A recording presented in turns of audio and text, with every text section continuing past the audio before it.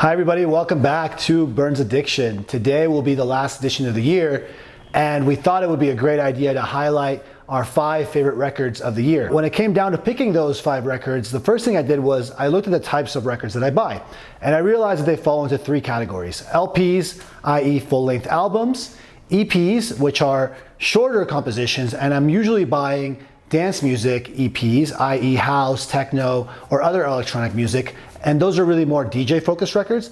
And then lastly, 7-inch records. When it came down to picking the albums of the year, the first thing was I decided to pick 2 LPs, 2 EPs, and 1 7-inch. So that's gonna be the 5 in those categories. Another thing that I decided made a lot of sense was to remove represses. And the reason why, most represses are world-class, epic, famous albums that were probably amongst the top albums in the year that they were released, and would probably rise to the top of all top 5 lists if I included them in this year's ranking. But beyond that, I wanted to make sure that I was really highlighting new music. New music by sometimes new artists or existing artists, but really new music that was being made and launched in 2024. So what you'll find this list is our selections of the best new music that fall into LPs, EPs, and 7-inch records. Without further ado, let's get into it.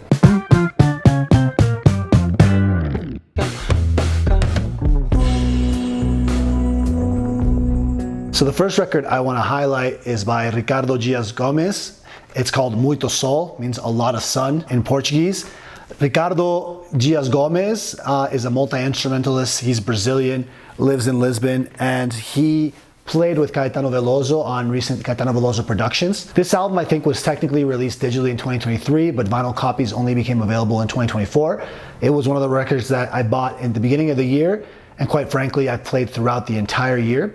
For me, it's really a unique blend of lots of different genres that you would think don't fit well together, but somehow come together really nicely here. And those would be ambient, MPB/bossa nova, kind of classic Brazilian music, and psychedelic rock. The album really has lots of different styles of tracks, which I really enjoyed, but it does still feel like one cohesive whole that brings you in and allows you to kind of dive deeply into what feels like a very intimate exploration of Ricardo Gomes's interior world. For me, it was one of the highlight records in terms of just being able to really listen to it and get engaged with it and pay attention and hear new things in it. So for all those reasons, I think it's one of the best records of the year and it should be in your collection.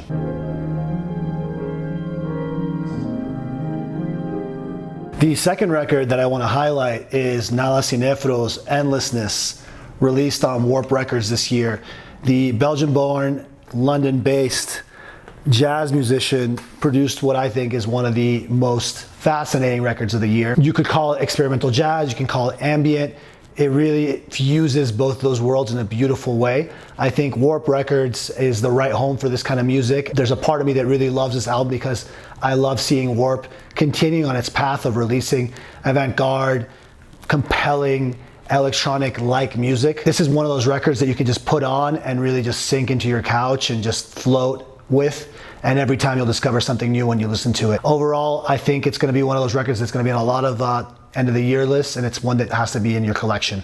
The last thing that I want to mention is the mastering on this record. Oh my God, if you have a decent sound system, this will blow your mind. The way this record sounds is truly unbelievable. The pressing sounds great. So from a production perspective, it's one of the best produced records of the year too.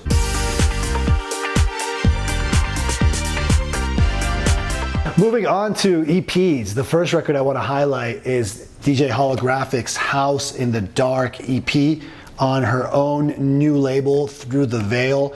DJ Holographic is a DJ from Detroit. I've been following her career since I learned about her a couple years ago, mostly listening to her sets. Overall, always very impressed with her selections. So when I was at Gramophone in Chicago, I saw this record, listened to it, fell in love with it quickly, and decided to get it. For me, it's one of the best house music 12-inch releases of the year. The best track to me on it is called Taurus. It reminds me a lot of Pepe Braddock's Deep Burnt, which is one of the my all-time favorite deep house tracks. The rest of the EP is very solid. I'm really excited to see what happens with DJ Holographic's career, and particularly this label. Overall, highly recommended, awesome deep house track.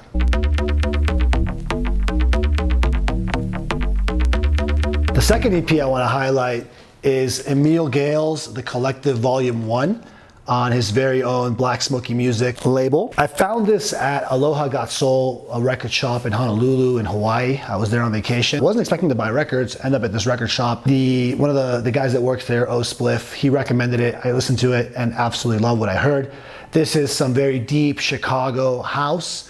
4 great tracks. The highlight on it is called Mustafa, and it uses a vibraphone, which I think is just really, really cool instrument that you don't hear enough of in house music. The record is overall fantastic, but that track in particular is a highlight. What's unique about this record in some ways is you can't gonna find it on Spotify. You can't even find it on YouTube. You can hear snippets of the tracks on Bandcamp, and I think you can buy all the tracks except for Mustafa, which is a true vinyl only release. So for me, this record really reminds me a lot of, you know, the quote unquote good old days of like vinyl only releases in house music at record stores.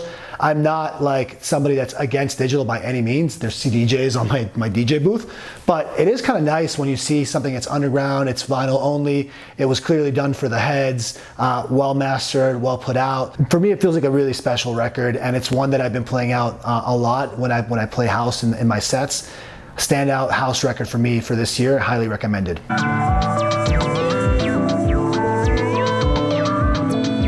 The last record is a 7-inch by Coten, Alterac Acid Mornings 2 on his own record label, Coten Industries.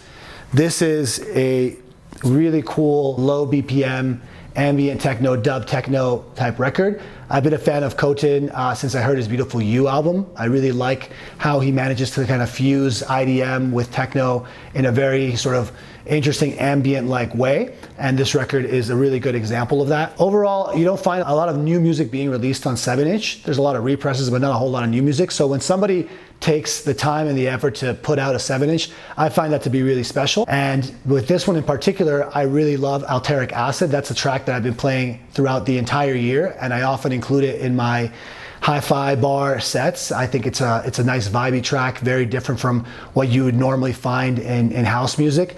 Overall, very special 7-inch, highly recommend that you get it. All right, that's a wrap on 2024 Best Records. I hope you guys enjoyed our selection. I would love to hear what records I missed out on, so please, in the comments, tell me what records you love this year, new music, represses, whatever, would love to hear it. I wanted to thank everybody that followed the channel this year, anybody that commented, liked, shared. I really appreciate it. I'm really looking forward to doing this more next year. I live a pretty busy life outside of YouTube, but I'm gonna do my best to post at least once or twice a month. Also, it's been a while since we did some hi-fi reviews. I wanna go back and do some more equipment reviews next year. People seem to really like those, so looking forward to doing more of those in the new years. Hope everybody has happy holidays, and I'll see you guys in 2025.